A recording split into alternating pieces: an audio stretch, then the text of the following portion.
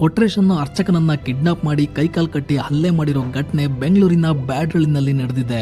ಶಿವು ಅನ್ನೋ ಹುಡುಗ ಒಂದು ಹುಡುಗಿಯನ್ನ ಪ್ರೀತಿಸ್ತಾ ಇರ್ತಾನೆ. ಅದಕ್ಕೆ ಹುಡುಗಿ ಮನೆಯವರು ಒಪ್ಪಿಲ್ಲ. ಹಾಗಾಗಿ ಇತ್ತೀಚೆಗೆ ಇಬ್ರು ಮನೆ ಬಿಟ್ಟು ಓಡೋಗಿದ್ದಾರೆ. ಇದರಿಂದ ಕೋಪ ಮಾಡ್ಕೊಂಡ ಹುಡುಗಿಯ ತಂದೆ ಮತ್ತು ಸಂಬಂಧಿಕರು ಹುಡುಗನ ಅಣ್ಣ ಅಂದ್ರೆ ದೇವಸ್ಥಾನದಲ್ಲಿ ಅರ್ಚಕನಾಗಿ ಕೆಲಸ ಮಾಡ್ತಾ ಇದ್ದ ಕೊಟ್ರೇಶ್ ಅವರನ್ನ ಪೊಲೀಸ್ ಸ್ಟೇಷನ್ಗೆ ಹೋಗೋಣ ಬಾ ಅಂತ ಕಾರ್ನಲ್ಲಿ ಕೂರಿಸ್ಕೊಂಡು ಒಂದು ಅಜ್ಞಾತ ಸ್ಥಳಕ್ಕೆ ಕರ್ಕೊಂಡೋಗಿ ಅವರ ಕೈಕಾಲ್ಗಳನ್ನ ಕಟ್ಟಾಕಿ ಮನ್ಸಿಗೆ ಬಂದಂಗೆ ಹೊಡೆದಿದ್ದಾರೆ. ಅಷ್ಟೇ ಅಲ್ಲ, ಅದನ್ನ ವಿಡಿಯೋ ಮಾಡಿ ಶಿವು ಎಲ್ಲಿದ್ರು ಹುಡುಗಿಯನ್ನ ತಂದು ಒಪ್ಪಿಸ್ಬಿಡು ಅಂತ ಕೊಟ್ರೇಶ್ ಹತ್ರ ಹೇಳಿಸಿದ್ದಾರೆ. ಆ ವಿಡಿಯೋನ ಕೊಟ್ರೇಶ್ ಸಂಬಂಧಿಕರಿಗೆ ಕಳಿಸಿ ಬೆದರಿಕೆಯನ್ನ ಹಾಕಿದ್ದಾರೆ. ಅದನ್ನ ನೋಡಿದ ಕುಟುಂಬಸ್ಥರು ಇಮಿಡಿಯೇಟ್ ಆಗಿ ಬ್ಯಾಡ್ರಳ್ಳಿ ಪೊಲೀಸ್ ಸ್ಟೇಷನ್ಗೆ ಹೋಗಿ ಕಂಪ್ಲೇಂಟ್ ನ ಕೊಟ್ಟಿದ್ದಾರೆ. ಪೊಲೀಸ್ನವರು ತನಿಖೆ ಶುರು ಮಾಡಿದ ತಕ್ಷಣ ಆರೋಪಿಗಳಿಗೆ ವಿಷಯ ಗೊತ್ತಾಗಿ ಕೊಟ್ರೇಶನ ಬಿಟ್ಟು ಪರಾರಿಯಾಗಿದ್ದಾರೆ.